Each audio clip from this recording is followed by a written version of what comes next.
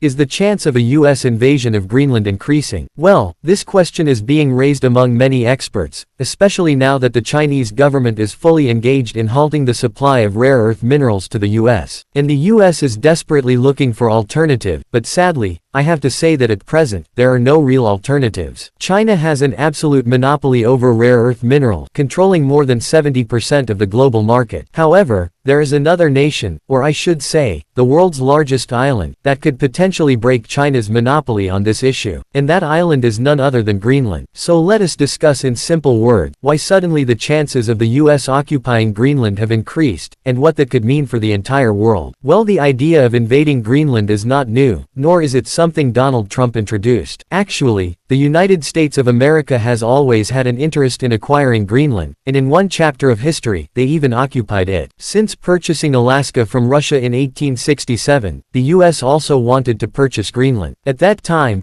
U.S. Secretary of State William Seward reportedly offered a few $1 million to Denmark to include Greenland in U.S. territory, but the proposal was rejected. Then later in 1910, a three-way land swap proposal was introduced by the U.S., in which Denmark would give Greenland to the U.S. And in return, the U.S. would give Denmark some islands in the Philippines, which they could then give to Germany, in exchange for some land called Schleswig-Holstein, that Denmark had lost years before. But again, the plan was called audacious, and it was never carried out. Later, from 1939 to 1945, during World War II, the U.S. invoked its Monroe Doctrine, and occupied Greenland to prevent its use by Germany, following the German occupation of Denmark. And now, here I want to show you an article by the New York Times, published in the 1940s. Then in 1946, after the end of World War II, the U.S. offered $100 million in gold to Denmark in exchange for Greenland. But the then Danish government rejected the offer, finding it offensive and contrary to their sovereignty. And now in recent years, from 2019 to the present, we are witnessing Donald Trump's curiosity in Greenland. So Greenland has always been a shining gem in the eyes of the US, and they've always tried to have it. But now things are becoming very messy. Due to Donald Trump's tariff war against the world, and particularly towards China, this is now backfiring on the US. The US is feeling the pressure, and due to the latest halting of rare earth minerals by China, there are serious chances that the United States could do something in desperation. And this is where Greenland enters in the picture again. Now, as you guys know, Greenland, although autonomous, is still a part of the Kingdom of Denmark. But what makes it incredibly valuable is what lies beneath its vast icy surface, untapped rare earth deposits. And according to multiple geological surveys, Greenland is home to some of the most promising rare earth mineral reserves in the world. And while mining in the Arctic presents its own challenges, the long-term strategic advantages are undeniable. Now, from a U.S. strategic perspective, Greenland offers threefold value. First is obviously military value. Greenland already hosts the U.S. Thule Air Base, a vital missile early warning and space surveillance outpost. So, strengthening ties with Greenland further militarizes and secures the Arctic region for American interests, and keeps China out from growing their influence in the Western Hemisphere. Second is economic leverage. Developing Greenland's mining sector can provide the U.S. with a secure and allied supply of rare earths, reducing dependence on China. Third is geopolitical prestige. As Arctic routes open due to melting ice, Greenland's location becomes increasingly pivotal for controlling shipping lanes and asserting dominance in the region. So, there are a lot of advantages for the U.S. if Greenland comes under U.S. control. And to be honest, capturing Greenland using military force would be an easy task for the U.S. Greenland is huge, but the population is barely around 56,000. So U.S. soldiers would just need to go there and plant flags one by one, covering large distances. They would face almost no resistance. Most probably, someone might shout at them, but nothing more would happen. And if this does happen, then the U.S. could easily dominate the rare earth minerals industry and outshine China. But any actual forceful invasion of Greenland by the U.S. would lead to U.S. isolation from the majority of first world countries, and there's a chance that while Greenlanders might not resist, other European countries like France and Germany may start a war against the U.S., which is again bad for everyone. Or is it already bad for everyone? Because Donald Trump is openly saying that the forceful occupation of Greenland might happen, and he cannot guarantee that this plan is not on the table. So in the future, Greenland will be a lot in the news, and there are also possibilities that we might all witness a small-scale NATO versus U.S. conflict. And I'll keep giving you updates regarding the entire situation. Thanks for watching the video. I hope you all have a wonderful day.